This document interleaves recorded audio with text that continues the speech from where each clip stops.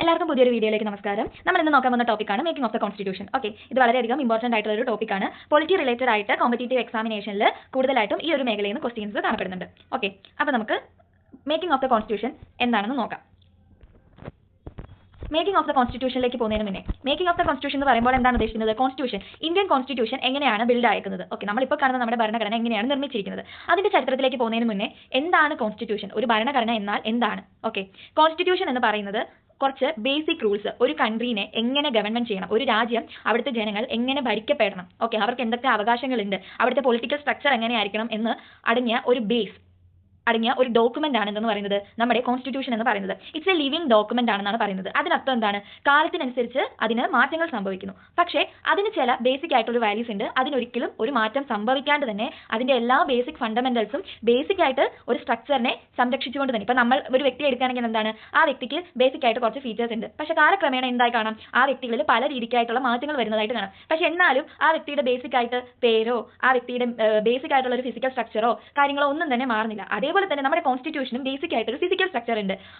അതിന് മാറ്റമില്ലാണ്ട് തന്നെ ആധുനിക കാലഘട്ടത്തിലേക്ക് നിലനിന്ന് പോകാനായിട്ട് അതിനെ മാറ്റപ്പെടുത്തിക്കൊണ്ട് തന്നെയാണ് ആ കോൺസ്റ്റിറ്റ്യൂഷൻ ലീവ് ചെയ്യുന്നത്. സോ അതുകൊണ്ടാണ് അതിനെ ലിവിംഗ് ഡോക്യുമെന്റ് എന്ന് വിളിക്കുന്നത്. ഓക്കെ, ഇനി ഈ കോൺസ്റ്റിറ്റ്യൂഷൻ 3 ഓർഗനൈസേഷൻസ് എസ്റ്റാബ്ലിഷ് ചെയ്യുന്നുണ്ട്: ലെജിസ്ലേച്ചർ, എക്സിക്യൂട്ടീവ് ആൻഡ് ജുഡീഷ്യറി. ഈ കോൺസ്റ്റിറ്റ്യൂഷൻ അതിൽ പറയുന്നുണ്ട്, ഡിഫൈൻ ചെയ്യുന്നുണ്ട് ഇവർക്ക് എന്ത് അധികാരമാണുള്ളത്, എന്താണ് ഇവരുടെ റെസ്പോൺസിബിലിറ്റി, ഇവർക്ക് എങ്ങനെയാണ് റെഗുലേറ്റ് ചെയ്യാനായിട്ടുള്ള സാധ്യത, ഇവർ തമ്മിലുള്ള റിലേഷൻ എന്താണ്, ഇവരുടെ പവർ എന്താണ്, ഇതെല്ലാം നമ്മുടെ ഭരണഘടനയിൽ കൃത്യമായി പറയുന്നുണ്ട്. സോ അതുകൊണ്ട് തന്നെ കോൺസ്റ്റിറ്റ്യൂഷൻ എന്ന് പറയുന്നത് സുപ്രീം ലോ ഓഫ് ലാൻഡ് ആണ്. ഒരു രാജ്യം എങ്ങനെ ഭരിക്കപ്പെടണം എന്ന് എവിടെയാണ് എഴുതി വെച്ചിട്ടുള്ളത്? കോൺസ്റ്റിറ്റ്യൂഷനിലാണ് എഴുതി വെച്ചിട്ടുള്ളത്. അങ്ങനെ നമ്മുടെ ഇന്ത്യ മഹാരാജ്യത്തിന്റെ ഈ ഒരു കോൺസ്റ്റിറ്റ്യൂഷൻ എങ്ങനെയാണ് നിർമ്മിച്ചിരിക്കുന്നത് എന്നതിലേക്ക് നമുക്ക് പോകാം. Okay, demand for constituent assembly. Constitution നിർമ്മിക്കുന്നതിന് മുന്നേ ഇവർ കുറച്ച് അസംബ്ലി കൂടിയിട്ടാണ്, ഇപ്പൊ നമ്മളാണെങ്കിലും എന്തൊരു കാര്യം ചെയ്യുന്നതിന് മുമ്പ് നമ്മളൊരു ഗ്രൂപ്പ് ചേർന്നിട്ടാണ് ഒന്ന് പ്ലാൻ ചെയ്യുക. അതേപോലെ പ്ലാൻ ചെയ്യാനായിട്ട് നിർമ്മിച്ചതാണ് എന്തെന്ന് പറയുന്നത് കോൺസ്റ്റിറ്റ്യൂവന്റ് അസംബ്ലി എന്ന് പറയുന്നത്. ഈ കോൺസ്റ്റിറ്റ്യൂവന്റ് അസംബ്ലിയാണ് എന്തെന്ന് പറയുന്നത് നമ്മുടെ ഇപ്പോഴത്തെ പാർലമെന്റ് എന്ന് പറയുന്നത്. അതേപോലെ അപ്പോൾ ഈ പാർലമെന്റിലേക്ക് ആൾക്കാരെ നമ്മളിപ്പോൾ വോട്ട് നടത്തി എംപിനെയും ഒക്കെ നമ്മൾ തെരഞ്ഞെടുക്കുന്നത് പോലെ അന്ന് നമ്മുടെ ഇന്ത്യ ഇൻഡിപെൻഡൻസ് കിട്ടി തുടങ്ങുന്നതിന് മുന്നേ നമ്മൾ എന്ത് ചെയ്യുന്നുണ്ട്? നമുക്ക് കോൺസ്റ്റിറ്റ്യൂവന്റ് അസംബ്ലി ഫോം ചെയ്യുന്നുണ്ട്. എന്തിനു വേണ്ടിയിട്ട്? ഒരു കോൺസ്റ്റിറ്റ്യൂഷൻ നിർമ്മിക്കാൻ വേണ്ടിയിട്ട്. അങ്ങനെ 1934 ആദ്യമായി കോൺസ്റ്റിറ്റ്യൂവന്റ് അസംബ്ലി ബിൽഡ് ചെയ്യണം എന്നുള്ള ഒരു ഐഡിയ മുന്നോട്ട് വെച്ചത് ആരാണ്? MN റോയ് ആണ്. MN റോയ് ഐഡിയ മുന്നോട്ട് വെക്കുന്നു. അങ്ങനെ അതിന്റെ ഫലമായി 1945 INCയും ഇന്ത്യൻ നാഷണൽ കോൺഗ്രസും ഒഫീഷ്യലി നമുക്കൊരു കോൺസ്റ്റിറ്റ്യൂവന്റ് അസംബ്ലി കോൺസ്റ്റിറ്റ്യൂഷൻ ഫ്രെയിം ചെയ്യാൻ വേണം എന്ന് പറഞ്ഞ് ഡിമാൻഡ് ചെയ്യുന്നു. അങ്ങനെ 1938 ജവഹർലാൽ നെഹ്റു INCയുടെ നേതൃത്വത്തിൽ എന്ത് ചെയ്യുന്നു? കോൺസ്റ്റിറ്റ്യൂഷൻ വേണം, ഇന്ത്യക്ക് ഒരു കോൺസ്റ്റിറ്റ്യൂഷൻ ഫ്രെയിം ചെയ്യണം, വേറെ പുറമേ ഒരു ഇന്റർഫറൻസ്, വിത്തൗട്ട് ഔട്ട്സൈഡ് ഇന്റർഫറൻസ് ഇല്ലാതെ കോൺസ്റ്റിറ്റ്യൂവന്റ് അസംബ്ലി എലക്ട് ചെയ്ത് അഡൽട്ട് ഫ്രാഞ്ചൈസിന്റെ ബേസിസിൽ കോൺസ്റ്റിറ്റ്യൂവന്റ് അസംബ്ലി എലക്ട് ചെയ്ത് അവരെ കൊണ്ട് എന്ത് ചെയ്യണം? ഒരു കോൺസ്റ്റിറ്റ്യൂഷൻ ബിൽഡ് ചെയ്യണമെന്ന് 1938 ജവഹർലാൽ നെഹ്റുവും INCയുടെ നേതൃത്വത്തിൽ ഡിക്ലെയർ ചെയ്യുകയാണ്. അങ്ങനെ ഈ ഡിമാൻഡ് ലാസ്റ്റ് ആർ അക്സെപ്റ്റ് ചെയ്യുന്നു? ബ്രിട്ടീഷുകാർ അക്സെപ്റ്റ് ചെയ്യുന്നു. 1940 അവർ അക്സെപ്റ്റ് ചെയ്യുന്നത്. അപ്പോൾ 1934 തുടങ്ങിയതാണ്, 1940 അക്സെപ്റ്റ് ചെയ്യുന്നു. അങ്ങനെ ബ്രിട്ടീഷുകാർ അക്സെപ്റ്റ് ചെയ്യുന്നതിനെ വിളിക്കുന്നതിനാണ് ഓഗസ്റ്റ് ഓഫർ. ഓക്കെ, അപ്പോൾ ഓഗസ്റ്റ് ഓഫർ എന്ന് പറയുമ്പോൾ ബ്രിട്ടീഷുകാർ ഒരു ഓഫർ തരികയാണ് ആ ഒരു സമയത്ത്, ശരിയല്ലേ? ഓക്കെ, ഇനി അടുത്തത് 1942 സ്റ്റാർ സഫോർഡ് ക്രിപ്സ് ഒരു ഡ്രാഫ്റ്റ് പ്രപ്പോസലുമായിട്ട് വരുന്നു. ഇന്ത്യയുടെ കോൺസ്റ്റിറ്റ്യൂഷൻ എങ്ങനെ നിർമ്മിക്കപ്പെടണമെന്ന്. അത് ആര് റിജക്ട് ചെയ്യുന്നു? മുസ്ലിം ലീഗ് റിജക്ട് ചെയ്യുന്നു. അവർ റിജക്ട് ചെയ്യുന്നതിന്റെ കാരണം എന്താണ്? അവർക്ക് സെപ്പറേറ്റ്, ഇന്ത്യനെ ഡിവൈഡ് ചെയ്ത് അവർക്ക് സെപ്പറേറ്റ് ആയിട്ട് സ്റ്റേറ്റ് ആയിട്ട് സെപ്പറേറ്റ് നേഷൻ ആയിട്ട് മാറണം. അതുകൊണ്ട് തന്നെ അവരെന്ത് ചെയ്യുന്നു? അതിനെ റിജക്ട് ചെയ്യുന്നു. ഓക്കെ, ഇനി finally a cabinet mission was send to ഇന്ത്യയിലേക്ക് ഒരു ക്യാബിനറ്റ് മിഷൻ അയക്കുന്നു. 1946 നവംബറിൽ കോൺസ്റ്റിറ്റ്യൂവന്റ് അസംബ്ലി ഫോം ചെയ്യുന്നു. അപ്പോൾ ഇങ്ങനെയാണ് കോൺസ്റ്റിറ്റ്യൂവന്റ് അസംബ്ലി ഫോം ചെയ്യുന്നത്. ഓക്കെ, ഇനി ഈ കോൺസ്റ്റിറ്റ്യൂവന്റ് അസംബ്ലിയുടെ പ്രത്യേകതകൾ എന്തൊക്കെയാണെന്ന് നോക്കാം. Features of the assembly. ഇനി ഈ അസംബ്ലിയുടെ ഫീച്ചേഴ്സ് എന്തൊക്കെയാണെന്ന് വെച്ചാൽ, ഈ അസംബ്ലിയിൽ മൊത്തം അസംബ്ലിയുടെ ടോട്ടൽ സ്ട്രെങ്ത് എന്ന് പറയുന്നത് 389 ആണ്. അതിൽ 296 സീറ്റും ബ്രിട്ടീഷുകാർക്ക് കൊടുത്തിട്ടുണ്ട്, ബ്രിട്ടീഷ് ഇന്ത്യക്ക് കൊടുത്തിട്ടുണ്ട്. ബാക്കി 93 സീറ്റുകളും പ്രിൻസ്ലി സ്റ്റേറ്റ്സിനാണ് അലോക്കേറ്റ് ചെയ്ത് കൊടുത്തിരിക്കുന്നത്. എല്ലാ സീറ്റുകളും അലോക്കേറ്റ് ചെയ്ത് കൊടുത്തിരിക്കുന്നത് അവിടുത്തെ പോപ്പുലേഷന്റെ പ്രൊപ്പോർഷൻ അനുസരിച്ചാണ്. എന്നിരുന്നാലും 1 മില്യൺ ആളുകൾക്ക് ഒരു സീറ്റെങ്കിലും അവിടെ അലോക്കേറ്റ് ചെയ്ത് കൊടുത്തിട്ടുണ്ട്. ഓക്കെ, ഇനി ഈ ബ്രിട്ടീഷ് പ്രോവിൻസസ് അല്ലെങ്കിൽ ബ്രിട്ടീഷ് ഇന്ത്യക്ക് കൊടുത്തിരിക്കുന്ന ഈ 296 സീറ്റുകൾ അവർ ഡിവൈഡ് ചെയ്തിട്ടുണ്ട്. അതായത് ആ കമ്മ്യൂണിറ്റീസിൽ ഡിവൈഡ് ചെയ്തിട്ടുണ്ട്. 296 എന്ന് പറയുമ്പോൾ അതിൻ്റെ അകത്ത് കമ്മ്യൂണിറ്റീസും ഉൾപ്പെടും എന്നാണ് ഇവിടെ ഉദ്ദേശിക്കുന്നത്. ഓക്കെ, അതായത് മുസ്ലിംസിനും സിഖ്സും അതേപോലെ തന്നെ ജനറൽ എന്ന് പറയുമ്പോൾ മുസ്ലിമും സിഖുകളും ഒഴികെ ബാക്കിയുള്ള ആളുകൾ ആണ് ജനറൽ. ഇങ്ങനെ 3 പേർക്കും കൂടെ ഒരുമിച്ചാണ് ഈ 296 സീറ്റുകൾ വരുന്നത്. ഓക്കെ, ഇനി ഇവിടുത്തെ ഇലക്ഷന്റെ രീതി എങ്ങനെയാണെന്ന് വെച്ചാൽ voting based on proportional representation and by means of single transferable vote. Okay, single transferable vote എന്ന് പറയുമ്പോഴത്തേക്കും ഇത്രയും മനസ്സിലാക്കിയാൽ മതി. കുറച്ച് പ്രിഫറൻസ് ഉണ്ട്. ആ പ്രിഫറൻസ് അനുസരിച്ച് 5 പേർക്ക് 5 സീറ്റുകൾ ആയിരിക്കും വോട്ടിംഗ് മാർക്ക് ചെയ്യുന്നത്. അതായത് ഇത്ര ആളുകൾ ഉണ്ടെങ്കിൽ ആദ്യം ഏറ്റവും കൂടുതൽ വോട്ട് കൊടുക്കുന്നത് ഇന്ന വ്യക്തിക്ക്, പിന്നീട് സെക്കൻഡ് ഈ വ്യക്തി അല്ലെങ്കിൽ ഈ വ്യക്തിയാണെങ്കിൽ ആ വ്യക്തിക്ക്, അങ്ങനെയുള്ളൊരു ഇതിൽ മാത്രം സിംഗിൾ ട്രാൻസ്ഫറബിൾ വോട്ടിനെ മനസ്സിലാക്കി വെച്ചാൽ മതിയായിരിക്കും. പിന്നീട് നമുക്ക് ഡീറ്റെയിൽ അതിനെക്കുറിച്ച് വേറെ ക്ലാസ്സുകളിൽ പറയാം. ഓക്കെ, അപ്പോൾ ഇങ്ങനെയാണ് അവിടുത്തെ വോട്ടിങ്ങിന്റെ രീതി. ഓരോ റെപ്രസെന്റേറ്റീവ്സും നമ്മൾ പറഞ്ഞു ഈ ബ്രിട്ടീഷ് ഇന്ത്യക്ക് അലോക്കേറ്റ് ചെയ്ത് കൊടുത്തിരിക്കുന്ന സീറ്റ്സ് വന്നിട്ട് 3 കമ്മ്യൂണിറ്റീസ് ആണ് ഡിവൈഡ് ചെയ്തിരിക്കുന്നത്. സോ ഓരോ കമ്മ്യൂണിറ്റി പെട്ട ആൾക്കാരും അവരവരുടെ റെപ്രസെന്റേറ്റീവ്സിന് മാത്രമേ വോട്ട് ചെയ്യാൻ സാധിക്കുള്ളൂ. ബാക്കി എല്ലാവർക്കും വോട്ട് ചെയ്യാൻ പറ്റില്ല. ഇപ്പോൾ മുസ്ലിം കമ്മ്യൂണിറ്റിയിൽ ഒരാൾ റെപ്രസെന്റ് ചെയ്യുന്നുണ്ടെങ്കിൽ ആ മുസ്ലിം കമ്മ്യൂണിറ്റി പെട്ട വിഭാഗക്കാർക്ക് മാത്രമേ അയാളെ വോട്ട് ചെയ്ത് എലക്ട് ചെയ്യാനായിട്ട് സാധിക്കുള്ളൂ. ഓക്കെ, വേറെ കമ്മ്യൂണിറ്റിക്ക് പറ്റിയല്ല. അതാണ് ഇവിടെ ഉദ്ദേശിക്കുന്നത്. ഇനി പ്രിൻസ്ലി സ്റ്റേറ്റ് നമ്മൾ പറഞ്ഞു 93 സീറ്റ് പ്രിൻസ്ലി സ്റ്റേറ്റ്സിനുണ്ട്. ഈ പ്രിൻസ്ലി സ്റ്റേറ്റിലെ റെപ്രസെന്റേറ്റീവിനെ പ്രിൻസ്ലി സ്റ്റേറ്റിന്റെ ഹെഡാണ് നോമിനേറ്റ് ചെയ്യുന്നത്. അതുകൊണ്ട് തന്നെ ഈ കോൺസ്റ്റിറ്റ്യൂവന്റ് അസംബ്ലി എന്താന്ന് പറയാം, ഇത് വളരെ ഇമ്പോർട്ടന്റ് ആയിട്ടുള്ള ഒരു കാര്യമാണ്. ചോദിക്കും, കോൺസ്റ്റിറ്റ്യൂവന്റ് അസംബ്ലി ഒരു എലക്ടഡ് ബോഡിയാണോ അല്ലെങ്കിൽ ഒരു നോമിനേറ്റഡ് ബോഡിയാണോ എന്ന് ചോദിക്കുകയാണെങ്കിൽ അതിന് ഉത്തരം എന്താണ്? കോൺസ്റ്റിറ്റ്യൂവന്റ് അസംബ്ലി എന്ന് പറയുന്നത് ഒരു പാർട്ട്ലി എലക്ടഡും അതേപോലെ തന്നെ എന്താണ് പാർട്ട്ലി നോമിനേറ്റഡ് ബോഡിയും ആണ്. ഓക്കെ, അതുകൊണ്ട് തന്നെ നമുക്ക് എന്ത് പറയാം, ഇവിടെ ഇൻഡയറക്റ്റ് ഇലക്ഷനും അതേപോലെ ഇത് ലിമിറ്റഡ് ഫ്രാഞ്ചൈസ് ബേസിലാണ്. ലിമിറ്റഡ് ഫ്രാഞ്ചൈസ് എന്ന് പറയുമ്പോൾ നമ്മൾ ഗവൺമെന്റ് ഓഫ് ഇന്ത്യ ആക്ട് 1935 പറഞ്ഞായിരുന്നു. അവിടെ വോട്ട് അവകാശം എന്തിന്റെ ബേസിലാണ്? എന്തോരം പ്രോപ്പർട്ടി ഉണ്ട്, ടാക്സ് പേ ചെയ്യുന്നത്, അതേപോലെ എത്രത്തോളം എഡ്യൂക്കേഷൻ ഉണ്ട്, അതിന്റെ ബേസിലാണ്. അതുപോലെ തന്നെയാണ് ഇവിടെ ഉള്ളത്. അപ്പം ഇതിൽ പ്രധാനമായിട്ട് നോക്കേണ്ട കാര്യം എന്താണ്? കോൺസ്റ്റിറ്റ്യൂവന്റ് അസംബ്ലി ഒരു നോമിനേറ്റഡ് ബോഡിയാണോ അല്ലെങ്കിൽ എലക്ടഡ് ബോഡിയാണോ ചോദിച്ചാൽ എന്ത് പറയും? പാർട്ട്ലി എലക്ടഡ് ആണ് ആസ് വെൽ ആസ് നോമിനേറ്റഡ് ബോഡിയാണ്. ഓക്കെ, ഇനി നെക്സ്റ്റ് ഈ 296 സീറ്റ് ബ്രിട്ടീഷ് ഇന്ത്യക്ക് അലോക്കേറ്റ് ചെയ്തിട്ടുണ്ടെന്ന് നമ്മൾ പറഞ്ഞു അല്ലേ. ആ 296 സീറ്റിൽ INC 208 സീറ്റ് നേടി. മുസ്ലിം ലീഗുകാർ 73 സീറ്റുകളാണ് നേടിയിട്ടുള്ളത്. ഓക്കെ, ഇനി സ്മോൾ ഗ്രൂപ്പ്സും ഇൻഡിപെൻഡന്റ് ആയിട്ടുള്ള ആൾക്കാരൊക്കെ കൂടി എന്ത് ചെയ്തു? ബാക്കി 15 സീറ്റ്സും അവരും നേടുന്നുണ്ട്. ഓക്കെ, പ്രിൻസ്ലി സ്റ്റേറ്റ് തൽക്കാലം ഈ ഒരു ഇലക്ഷനിൽ നിന്ന് പിന്മാറി നിൽക്കുകയാണ്. Okay, all sections in the assembly, എല്ലാ സെക്ഷൻസും അസംബ്ലിയിൽ ഉൾപ്പെടുത്തിയിട്ടുണ്ട്. ആരൊക്കെയുണ്ട്? ഹിന്ദുസ് ഉണ്ട്, മുസ്ലിംസ് ഉണ്ട്, സിഖ്സ് ഉണ്ട്, പാഴ്സീസ് ഉണ്ട്, ആംഗ്ലോ ഇന്ത്യൻസ് ഉണ്ട്, ക്രിസ്ത്യൻസ് ഉണ്ട്, ഷെഡ്യൂൾഡ് കാസ്റ്റും ഷെഡ്യൂൾഡ് ട്രൈബ്സും അതേപോലെ സ്ത്രീകൾ ഉൾപ്പെടെയുള്ള എല്ലാവരെയും അസംബ്ലിയിൽ ഉൾപ്പെടുത്തിയിട്ടുണ്ട്. ആരെയും ഒന്നിന്റെ പേരിലും ഈ കോൺസ്റ്റിറ്റ്യൂവന്റ് അസംബ്ലിയിൽ മാറ്റി നിർത്തപ്പെട്ടിട്ടില്ല. Okay, working of the constitution, അതായത് കോൺസ്റ്റിറ്റ്യൂഷൻ കോൺസ്റ്റിറ്റ്യൂഷന്റെ ആദ്യത്തെ മീറ്റിംഗ് നടക്കുന്നത് December 9, 1946 അതിൽ നിന്ന് മുസ്ലിം ലീഗുകാർ ഈ മീറ്റിംഗിനെ ബോയ്ക്കൗട്ട് ചെയ്യുന്നു. കാരണം അവർക്ക് സെപ്പറേറ്റ് കൺട്രി ആയിട്ട് പാകിസ്ഥാൻ വേണം, ഒരു സെപ്പറേറ്റ് സ്റ്റേറ്റ് വേണം എന്ന് പറഞ്ഞ് അവർ ഡിമാൻഡ് ചെയ്യുന്നതുകൊണ്ട് തന്നെ അവർ ഈ മീറ്റിംഗിൽ നിന്ന് മാറി നിൽക്കുന്നു. ഡോക്ടർ സച്ചിദാനന്ദ സിൻഹ ഈ ഒരു ഇതിന്റെ താൽക്കാലിക, അതായത് ഇലക്ഷൻ നടന്നിട്ടില്ല അതിന് മുന്നേ താൽക്കാലിക ടെമ്പററി പ്രസിഡന്റ്, അസംബ്ലിയുടെ ടെമ്പററി പ്രസിഡന്റ് ആയിട്ട് ഡോക്ടർ സച്ചിദാനന്ദ സിൻഹയെ തെരഞ്ഞെടുക്കുന്നു. അതേപോലെ HC മുഖർജിയും VT കൃഷ്ണമാചാരിയും വൈസ് പ്രസിഡന്റ്സ് ആയിട്ടും തെരഞ്ഞെടുക്കുന്നു. അപ്പോൾ ഇതിൽ നിന്ന് നമുക്ക് എന്ത് മനസ്സിലാക്കാം? നമ്മുടെ കോൺസ്റ്റിറ്റ്യൂവന്റ് അസംബ്ലിക്ക് എന്തുണ്ട്? 2 വൈസ് പ്രസിഡന്റ്സ് ഉണ്ട്. ഓക്കെ, ക്വസ്റ്റ്യൻസ് അങ്ങനെയും ചോദിക്കാം. നമ്മുടെ കോൺസ്റ്റിറ്റ്യൂവന്റ് അസംബ്ലിക്ക് 2 വൈസ് പ്രസിഡന്റ് ഉണ്ടെന്ന് പറഞ്ഞ് സ്റ്റേറ്റ്മെന്റ് വൈസിനും ചോദിക്കാം. ഓക്കെ, ഒബ്ജക്റ്റീവ് റെസൊല്യൂഷൻ മൂവ് ചെയ്യുന്നത് ജവഹർലാൽ നെഹ്റു ആണ്. December 13, 1946. ഓക്കെ, ഒബ്ജക്റ്റീവ് റെസൊല്യൂഷൻ എന്ന് പറയുമ്പോൾ അതിന്റെ പേരിൽ തന്നെയുണ്ട് it's A set of goals. അപ്പോൾ ഇതിൽ എന്താണ് പറയുന്നത് വെച്ചാൽ it Leh down the fundamentals and philosophy of the constitutional structure. നമ്മുടെ കോൺസ്റ്റിറ്റ്യൂഷണൽ സ്ട്രക്ചർ അത് എന്തിന്റെ ബേസിലായിരിക്കണം എന്നുള്ളതിനെ കുറിച്ചാണ് ഈ ഒരു ഒബ്ജക്റ്റീവ് റെസൊല്യൂഷനിൽ പറയുന്നത്.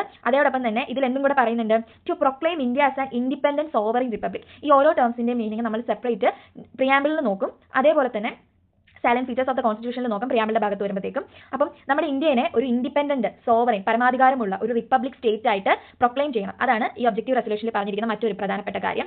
നെക്സ്റ്റ് ടെറിട്ടറീസിന്റെ കാര്യമാണെങ്കിൽ എങ്ങനെയാണ്? നമുക്കറിയാം ഇന്ത്യ പലതരം ടെറിട്ടറീസും സ്റ്റേറ്റ്സും ആയിട്ടാണ്. ആ ഓരോ ടെറിട്ടറിക്കും എന്തുണ്ടാവും? Shall possess retain the status of autonomous units. അവർക്ക് ഓട്ടോണമസ് ആയിട്ട് ഒരു സ്റ്റാറ്റസും കാണും. അതേപോലെ തന്നെ എന്താണ്? Unites together with residuary power. Okay, അവർക്ക് ഒരു യൂണിറ്റിയും ഉണ്ടാവും. ഓക്കെ, ഇനി നെക്സ്റ്റ് പറയുന്ന കാര്യമാണ് all power and authority.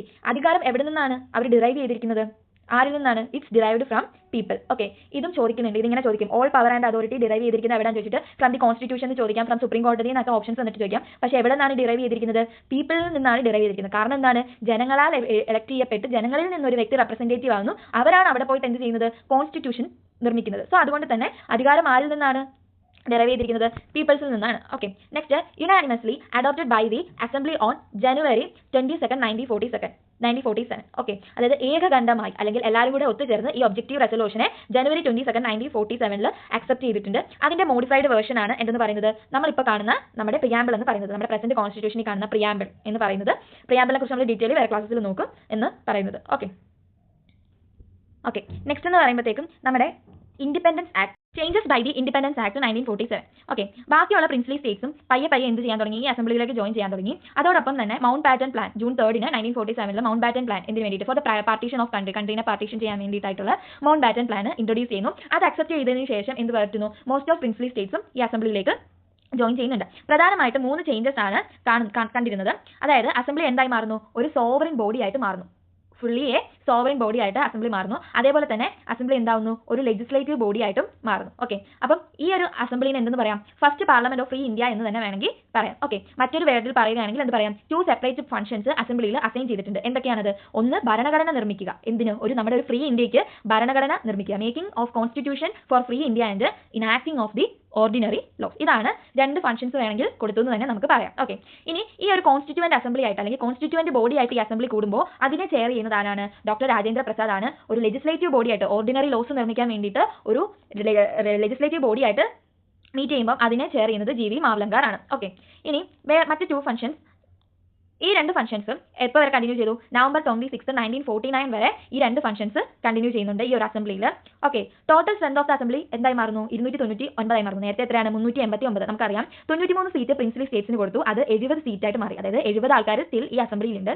229 seat അതായത് എങ്ങനെയാണെന്ന് വെച്ചാൽ മുസ്ലിം ലീഗുകാർ പാർട്ടീഷന്റെ ഭാഗമായിട്ട് എന്ത് ചെയ്യുന്നുണ്ട്? ഈ ഒരു അസംബ്ലിയിൽ നിന്ന് പോകുന്നുണ്ട്. സോ അതുവഴി അങ്ങനെ നമ്മുടെ അസംബ്ലിയുടെ ടോട്ടൽ സ്ട്രെങ്ത് എന്തായിട്ട് മാറുന്നു? 299 ആകുന്നു. ഓക്കെ, അപ്പോൾ ഈ അസംബ്ലിയുടെ ഫംഗ്ഷൻസും കാര്യങ്ങളും നവംബർ 26, 1949 വരെ ഈ കോൺസ്റ്റിറ്റ്യൂവന്റ് ബോഡി ലെജിസ്ലേറ്റീവ് ബോഡി ആയിട്ട് തിരിഞ്ഞ് ഈ മേക്കിംഗ് ഓഫ് ദ കോൺസ്റ്റിറ്റ്യൂഷനും ഇനാക്ടിംഗ് ഓഫ് ദ ഓർഡിനറി ലോസും നവംബർ 26, 1949 വരെ കണ്ടിന്യൂ ചെയ്യുന്നുണ്ട്. ഓക്കെ, അപ്പോൾ ഇത്രയൊക്കെയാണ് പ്രധാനമായും ഈ ഒരു കോൺസ്റ്റിറ്റ്യൂവന്റ് അസംബ്ലിയിൽ ഉണ്ടായ മാറ്റങ്ങൾ.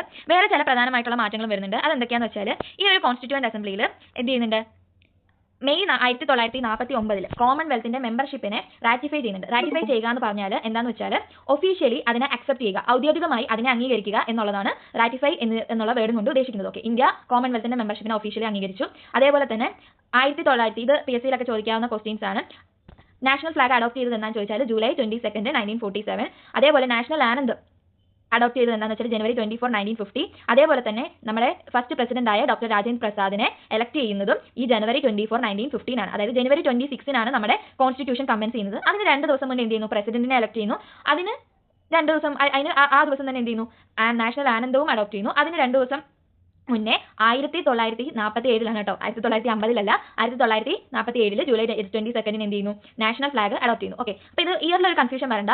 ഈ 1947 ആണല്ലോ, ഓഗസ്റ്റ് 15 സ്വാതന്ത്ര്യം കിട്ടിയത്. സ്വാതന്ത്ര്യം കിട്ടുമ്പോൾ ഫ്ലാഗ് ഉയർത്തണമെങ്കിൽ നമ്മുടെ ഫ്ലാഗ് നേരത്തെ ഡിസൈൻ ചെയ്തിട്ടുണ്ടായിരുന്നല്ലോ. സോ ജൂലൈ 22, 1947 തൊട്ട് മുന്നത്തെ മാസമാണ് അത് ഡിസൈൻ ചെയ്തിരിക്കുന്നതെന്ന് ഒരു ഐഡിയ വെച്ചിരുന്നാൽ മതി. ഓക്കെ, നാഷണൽ ആനന്ദം ഒക്കെ 1950 നമ്മുടെ കോൺസ്റ്റിറ്റ്യൂഷനൊക്കെ ഡ്രാഫ്റ്റ് ചെയ്തതിനൊക്കെ ശേഷമാണ് നാഷണൽ ആനന്ദവും അതേപോലെ തന്നെ ഫസ്റ്റ് പ്രസിഡന്റ് ആയിട്ടുള്ള ഡോക്ടർ രാജേന്ദ്ര പ്രസാദിനെ എലക്ട് ചെയ്യുന്നത്. ഓക്കെ, മൊത്തം ഈ കോൺസ്റ്റിറ്റ്യൂവന്റ് അസംബ്ലി എത്ര സെഷൻ നടത്തി? 11 സെഷൻ നടത്തി. അതായത് 2 വർഷവും 11 മാസവും 18 ദിവസവും എടുത്താണ് നമ്മുടെ കോൺസ്റ്റിറ്റ്യൂഷൻ ഡ്രാഫ്റ്റ് ചെയ്തിരിക്കുന്നത്. ഓക്കെ, ഇനി നെക്സ്റ്റ് പിന്നീട് ഈ ഒരു കോൺസ്റ്റിറ്റ്യൂവന്റ് അസംബ്ലി ഒരു പ്രൊവിഷണൽ പാർലമെന്റ് ആയിട്ട്, ഒരു ടെമ്പററി പാർലമെന്റ് ആയിട്ടാണ് കണ്ടിന്യൂ ചെയ്തത്. അതായത് ജനുവരി 26, 1956 മുതൽ പുതിയൊരു പാർലമെന്റ് എലക്ട് ചെയ്യുന്നവരെ, അതായത് ജനുവരി 26, 1950 കോൺസ്റ്റിറ്റ്യൂഷൻ നിലവിൽ വരുന്നത്. കോൺസ്റ്റിറ്റ്യൂഷൻ നിലവിൽ വന്നതിന് ശേഷമാണ് ഇലക്ഷൻ നടത്തിയത്. ആ ഇലക്ഷൻ നടത്തുന്നത് വരെ ഒരു പ്രൊവിഷണൽ പാർലമെന്റ് ആയിട്ട് ഈ ഒരു അസംബ്ലി എന്ത് ചെയ്തു? കണ്ടിന്യൂ ചെയ്തു. ഓക്കെ അല്ലേ? ഇനി ഈ കോൺസ്റ്റിറ്റ്യൂവന്റ് അസംബ്ലി അതിനകത്ത് ഈ കോൺസ്റ്റിറ്റ്യൂഷൻ എന്ന് പറയുമ്പോഴത്തേക്കും അതിനകത്ത് പല കാര്യങ്ങളുണ്ട്. സോ സെപ്പറേറ്റ് ടാസ്ക് ആയിട്ട് ഡിവൈഡ് ചെയ്ത് ഓരോ ടാസ്കിലും എന്തൊക്കെയാണ് യോജ്യമായിട്ട് വേണ്ടതെന്ന് തയ്യാറാക്കാൻ വേണ്ടിയിട്ട് ഓരോരോ കമ്മിറ്റികൾ രൂപീകരിച്ചു. അങ്ങനെ കോൺസ്റ്റിറ്റ്യൂവന്റ് അസംബ്ലിയുടെ കീഴിൽ മേജർ കമ്മിറ്റീസും മൈനർ കമ്മിറ്റീസും വരുന്നുണ്ട്. സോ അതിൽ പ്രധാനമായും മേജർ കമ്മിറ്റീസ് ആരാണ് ഹെഡ് ചെയ്യുന്നതെന്ന് നമ്മൾ അറിഞ്ഞിരിക്കണം. ഓക്കെ, അപ്പം മേജർ കമ്മിറ്റീസ് എന്ന് പറയുമ്പോഴത്തേക്കും പ്രധാനമായും 8 കമ്മിറ്റീസ് ആണ് വരുന്നത്. ആ 8 കമ്മിറ്റീസ് ഏതൊക്കെയാണെന്ന് വെച്ചാലും അതിനെ ഹെഡ് ചെയ്യുന്ന ആരാന്ന് വെച്ചാലും അറിഞ്ഞിരിക്കുക. ഓക്കെ, അപ്പം union powers committee Jawaharlal Nehru, constitution committee Jawaharlal Nehru, അതേപോലെ തന്നെ provincial constitution committee Sardar Patel, drafting committee doctor B R. Ambedkar, advisory committee on fundamental rights minorities tribal excluded area Sardar Patel, അതേപോലെ rules of procedure committee doctor Rajendra Prasad, states committee Jawaharlal Nehru, steering committee doctor Rajendra Prasad. ഇതിനെ പഠിച്ചു വെക്കാനുള്ള ഒരു എളുപ്പ വഴി എന്താണെന്ന് വെച്ചാൽ ഞാൻ യൂസ് ചെയ്തത് എന്താണെന്ന് വെച്ചാൽ നമ്മുടെ പ്രൈം മിനിസ്റ്റർ ആരാണ്? First prime minister Jawaharlal Nehru ആണ്. അപ്പോൾ യൂണിയൻ എന്ന് പറയുമ്പോൾ അവിടെ ഒരു സെൻട്രൽ അതോറിറ്റി ഉണ്ട്. ആ യൂണിയൻ ആയിട്ട് വരുന്നത് ഒരു പ്രധാന ഒരു ടോപ്പിക്കാണ്. സോ അതിനെക്കുറിച്ച് ആര് കൈകാര്യം ചെയ്തു? ജവഹർലാൽ നെഹ്റു. അതേപോലെ തന്നെ കോൺസ്റ്റിറ്റ്യൂഷനും വളരെ പ്രധാനമായിട്ടുള്ള ഒരു കാര്യമാണ്. അതും ആര് കൈകാര്യം ചെയ്തു? ജവഹർലാൽ നെഹ്റു കൈകാര്യം ചെയ്തു. അതുപോലെ സ്റ്റേറ്റ്സ് കമ്മിറ്റി അതും ആര് കൈകാര്യം ചെയ്തു? ജവഹർലാൽ നെഹ്റു കൈകാര്യം ചെയ്തു. അപ്പോൾ പ്രധാനമായിട്ട് വരുന്ന കമ്മിറ്റീസ് പ്രൈം മിനിസ്റ്റർ കൈകാര്യം ചെയ്തു എന്നുള്ള രീതിയിൽ ഞാൻ അങ്ങനെ വെച്ചിട്ടാണ് ജവഹർലാൽ നെഹ്റുവിന്റെ പഠിക്കാനായിട്ടുള്ള എളുപ്പത്തിൽ അങ്ങനെ ഓർത്തിരിക്കുക. നെക്സ്റ്റ് സർദാർ പട്ടേലാണ്. സർദാർ പട്ടേൽ എന്ന് പറയുമ്പോഴത്തേക്കും പ്രൊവിൻഷ്യൽ കോൺസ്റ്റിറ്റ്യൂഷൻ കമ്മിറ്റിയും അതേപോലെ തന്നെ പിന്നെ വേറെ കുറച്ചുകൂടെ നീളമുള്ള ഒരു കാര്യം advisory committee on fundamental rights minorities tribal and excluded areas, ഈ 2 കാര്യവും കൈകാര്യം ചെയ്തത് ആരാണ്? സർദാർ വല്ലഭായ് പട്ടേലാണ്. ഓക്കെ, ഇനി ഡ്രാഫ്റ്റിംഗ് കമ്മിറ്റി ഓഫ് കോഴ്സ് നമുക്ക് എല്ലാവർക്കും അറിയാം ആരാണ്? നമ്മുടെ ഡോക്ടർ ബി.ആർ. അംബേദ്കർ ആണ്. ഓക്കെ, നെക്സ്റ്റ് ഇനി വരുന്നത് റൂൾസ് ഓഫ് പ്രൊസീജിയർ കമ്മിറ്റിയും സ്റ്റിയറിംഗ് കമ്മിറ്റിയും ആരാണ് കൈകാര്യം ചെയ്തത്? ഡോക്ടർ രാജേന്ദ്ര പ്രസാദ്. ഓക്കെ, ഇത്രയും കാര്യങ്ങൾ അറിഞ്ഞിരിക്കുക. ഓക്കെ, ഇനി മൈനർ കമ്മിറ്റി വരുന്നുണ്ട്. അത് ജസ്റ്റ് ഒന്ന് നോക്കിയിരിക്കുക. പ്രധാനമായിട്ടും ഈ ഒരു കമ്മിറ്റീസിന്റെ കാര്യങ്ങളാണ് അറിഞ്ഞിരിക്കേണ്ടത്. ഓക്കെ, നെക്സ്റ്റ് ഇനി ഡ്രാഫ്റ്റിംഗ് കമ്മിറ്റി രൂപീകരിക്കുന്നത് ഓഗസ്റ്റ് 29, 1947 അപ്പോൾ ഡ്രാഫ്റ്റിംഗ് കമ്മിറ്റിക്കകത്ത് വരുന്നത് ആരാണെന്ന് ജസ്റ്റ് അറിഞ്ഞിരിക്കുക. ഡ്രാഫ്റ്റിംഗ് കമ്മിറ്റിക്കകത്ത് വരുന്നത് ആരാണെന്ന് അറിഞ്ഞിരിക്കണം. Okay, doctor B.R. അംബേദ്കർ ആണ് ഡ്രാഫ്റ്റിംഗ് കമ്മിറ്റിയുടെ ചെയർമാൻ. പിന്നീട് ഇതിൽ വരുന്ന ആൾക്കാരാണ് N. Gopalaswami Ayyangar, Alladi Krishnaswami Iyer, doctor K.M. Munshi, Syed Mohammad Saadulla, N. മാധവറാവോ ആരോഗ്യ പ്രശ്നങ്ങളാൽ റിസൈൻ ചെയ്യുന്നുണ്ട്. He replaced B.L. Mitter who resigned due to, അതായത് B.L. മിറ്ററിനെ റീപ്ലേസ് ചെയ്തുകൊണ്ടാണ് N. മാധവറാവു വരുന്നത്. ഓക്കെ, അതോടെ ഒരു മിസ്റ്റേക്ക് പറ്റി. B.L. മിറ്ററിനെ റീപ്ലേസ് ചെയ്തുകൊണ്ടാണ് N. മാധവറാവു വരുന്നത്. B.L. മിറ്ററിന് ആരോഗ്യ പ്രശ്നങ്ങൾ കാരണം എന്ത് ചെയ്യുന്നുണ്ട്, റിസൈൻ ചെയ്യുന്നുണ്ട്. സോ അതിന് പകരമായിട്ട് വരുന്ന ആളാണ് N. മാധവറാവു. പിന്നെ T.T. കൃഷ്ണമാചാരിയും ആരെ റീപ്ലേസ് ചെയ്തുകൊണ്ടാണ് വരുന്നത്, D.P. ഖൈത്താൻ. അദ്ദേഹം മരണപ്പെട്ടു 1948. So D.P. ഖൈത്താനെ റീപ്ലേസ് ചെയ്തുകൊണ്ടാണ് T.T. കൃഷ്ണമാചാരി വരുന്നത്. Okay, next constitution, enactment of the constitution എന്ന് പറയുമ്പോഴത്തേക്കും November 26, 1947 കോൺസ്റ്റിറ്റ്യൂന്റ് അസംബ്ലി അഡോപ്റ്റ് ചെയ്ത് ഇനാക്ട് ചെയ്ത് അവർക്ക് തന്നെ നൽകി എന്നാണ് പറയുന്നത്. Okay, November 26, 1949. ഓക്കെ, അതാണ് ഡ്രാഫ്റ്റിംഗ് ഓഫ് ദ കോൺസ്റ്റിറ്റ്യൂഷൻ എന്ന് പറയുന്നത്. ഓക്കെ, ഇനി കോൺസ്റ്റിറ്റ്യൂഷൻ നിലവിൽ വന്നത് അവർക്ക് തന്നെ അവർ കൊടുത്ത ദിവസമാണ് November 26, 1949. നിലവിൽ വന്നതാണ് January 26, 1915 എന്ന് പറയുന്നത്. കോൺസ്റ്റിറ്റ്യൂഷൻ അഡോപ്റ്റ് ചെയ്യുക എന്നാണ് അവർ പറയുന്നത്. ഓക്കെ, ഇനി കോൺസ്റ്റിറ്റ്യൂഷൻ ആസ് അഡോപ്റ്റഡ് കണ്ടെയ്ൻഡ് അതിൽ എന്തൊക്കെ ഉണ്ടായിരുന്നു അഡോപ്റ്റ് ചെയ്തപ്പോൾ തന്നെ, അതായത് നമ്മുടെ ഒറിജിനൽ കോൺസ്റ്റിറ്റ്യൂഷനിൽ എന്തുണ്ടായിരുന്നു എന്ന് പറയുന്നത്, പ്രിയാമ്പിൾ ഉണ്ടായിരുന്നു, അതേപോലെ 395 ആർട്ടിക്കിളും 8 ഷെഡ്യൂളുമായിട്ടാണ് നമ്മൾ കോൺസ്റ്റിറ്റ്യൂഷനെ അഡോപ്റ്റ് ചെയ്തത്. പിന്നീടാണ് അതിൽ പല മാറ്റങ്ങളും വരുന്നത്. ഓക്കെ, അത് ലേറ്റർ നമുക്ക് നോക്കാം. ഇനി doctor B.R. Ambedkar who is the chairman of drafting committee of the constitution. Doctor B.R. അംബേദ്കറിനെ ഫാദർ ഓഫ് ഇന്ത്യൻ കോൺസ്റ്റിറ്റ്യൂഷൻ, അതേപോലെ മോഡേൺ മനു അല്ലെങ്കിൽ chief architect of the constitution എന്നൊക്കെയാണ് അറിയപ്പെടുന്നത്. ഓക്കെ, നെക്സ്റ്റ് വരുന്നത് കോൺസ്റ്റിറ്റ്യൂഷൻ എൻഫോഴ്സ് ചെയ്തതിനെ കുറിച്ചാണ്. ഓക്കെ, അപ്പോൾ കോൺസ്റ്റിറ്റ്യൂഷൻ എൻഫോഴ്സ് ചെയ്തത് നിലവിൽ വന്നത് എന്നാണ്, January 26, 1950. Commencement of the constitution എന്താണെന്ന് ചോദിച്ചാൽ എന്ന് പറയും January 26, 1950. ഓക്കെ, കോൺസ്റ്റിറ്റ്യൂഷൻ ഡ്രാഫ്റ്റ് ചെയ്തത് എന്താണെന്ന് വെച്ചാൽ November 26, 1949. ഓക്കെ, ഇനി കോൺസ്റ്റിറ്റ്യൂഷൻ ഈ നിലവിൽ വന്ന ദിവസത്തിനാണ് നമ്മൾ എന്തായിട്ട് സെലിബ്രേറ്റ് ചെയ്യുന്നത്, റിപ്പബ്ലിക് ഡേ ആയിട്ട് സെലിബ്രേറ്റ് ചെയ്യുന്നത്. ഈ ഒരു ഡേ റിപ്പബ്ലിക് ഡേ ആയിട്ട് സെലിബ്രേറ്റ് ചെയ്യാനായിട്ട് മറ്റൊരു കാരണമുണ്ട്. എന്താണെന്ന് വെച്ചാൽ ലാഹോർ സെഷനിൽ ഉള്ള റെസൊല്യൂഷനെ ഫോളോ ചെയ്ത് ഇന്ത്യ പൂർണ്ണ സ്വരാജ് എപ്പോൾ സെലിബ്രേറ്റ് ചെയ്തിരുന്നു, 1930 January 26 സെലിബ്രേറ്റ് ചെയ്യുന്നു. അതുകൊണ്ട് തന്നെ ആ ഒരു ഡേ തന്നെയാണ് ഈ കോൺസ്റ്റിറ്റ്യൂഷൻ കമൻസ് ചെയ്ത് അതിന്റെ ഒരു ഇതായിട്ട് തന്നെയാണ് ഈ റിപ്പബ്ലിക് ഡേ ആയിട്ട് ആഘോഷിക്കുന്നത്. ഓക്കെ, ഇനി ഇത് ഇന്ത്യൻ ഇൻഡിപെൻഡൻസ് ആക്ട് ഓഫ് 1947 അതേപോലെ തന്നെ government of India act of 1935 continue ചെയ്യുന്നുണ്ടായിരുന്നു. അത് ഈ ഒരു സമയത്ത് റിപ്പീൽ ചെയ്യുന്നു എന്ന് വെച്ചാൽ റിമൂവ് ചെയ്യുകയാണ്. ഓക്കെ, നെക്സ്റ്റ് ഇനി കുറച്ച് ഇമ്പോർട്ടന്റ് ഫാക്ട്സുകളാണ് വരുന്നത്. അതായത് കോൺസ്റ്റിറ്റ്യൂഷന്റെ ഒരു ബേസിക് GK ക്വസ്റ്റ്യൻസ് പോലുള്ള ഒരു question. Okay, elephant was adopted as the symbol of the constituent assembly. Constituent അസംബ്ലിയുടെ സിംബിൾ ആയിരുന്നു എന്ന് പറയുന്നത് എലിഫന്റ് എന്ന് പറയുന്നത്. ഓക്കെ, കോൺസ്റ്റിറ്റ്യൂഷണൽ അഡ്വൈസർ ആരായിരുന്നു, സർ B.N. റാവു. കോൺസ്റ്റിറ്റ്യൂന്റ് അസംബ്ലിയുടെ സെക്രട്ടറി ആരായിരുന്നു, H.V.R. Iyengar. Calligrapher of the constitution അതാരാണ്, പ്രേം ബിഹാരി നരേൻ റൈസാദ. ഏത് സ്റ്റൈലിലാണ് അദ്ദേഹം ഒറിജിനൽ കോൺസ്റ്റിറ്റ്യൂഷൻ എഴുതിയത്, ഇറ്റാലിക് സ്റ്റൈലിൽ. ഓക്കെ, ഇനി ബ്യൂട്ടിഫൈഡ് ആൻഡ് ഡെക്കറേറ്റഡ് ബൈ, ആ കോൺസ്റ്റിറ്റ്യൂഷനെ ബ്യൂട്ടിഫൈ ചെയ്തതാണ് നന്ദലാൽ ബോസും അതേപോലെ ബിയോഹർ രാം മനോഹർ സിൻഹയുമാണ്. ഇനി Hindi version, Hindi version original കോൺസ്റ്റിറ്റ്യൂഷനിൽ അതായത് കോൺസ്റ്റിറ്റ്യൂഷൻ ആദ്യം എഴുതപ്പെട്ടപ്പോൾ ഹിന്ദി വേർഷനെ കുറിച്ചൊന്നും അതിലൊരു കാര്യം പറയുന്നില്ല. ലേറ്റർ 58th കോൺസ്റ്റിറ്റ്യൂഷണൽ അമെൻമെന്റ് ആക്ട് ഓഫ് 1987 വഴി എന്ത് ചെയ്യുന്നുണ്ട്, ഒരു പ്രൊവിഷൻ ആഡ് ചെയ്യുന്നുണ്ട്. അതേപോലെ തന്നെ ഹിന്ദി കൺവേർഷനെ കുറിച്ചിട്ട് കുറെ കാര്യങ്ങൾ മെൻഷൻ ചെയ്യുന്നുണ്ട്. ഓക്കെ, അപ്പോൾ ആ ഹിന്ദി വേർഷൻ കോളിഗ്രാഫർ ആരാണ്, വസന്ത് കൃഷ്ണൻ വൈദ്യയും അത് ഡെക്കറേറ്റ് ചെയ്ത ആരാണ്, നന്ദലാൽ ബോസും ആണ്. ഓക്കെ, ഇത് ഇത്രയാണ് ഇന്നത്തെ മേക്കിംഗ് ഓഫ് ദ കോൺസ്റ്റിറ്റ്യൂഷനിൽ വരുന്ന പ്രധാനമായിട്ട് നോക്കിയ കാര്യങ്ങൾ. ഓക്കെ, പിന്നെ കുറച്ച് ക്രിറ്റിസിസവും കാര്യങ്ങളൊക്കെ വരുന്നുണ്ട്, അത് വലുതായിട്ട് നോക്കേണ്ട ആവശ്യമില്ല. ഓക്കെ,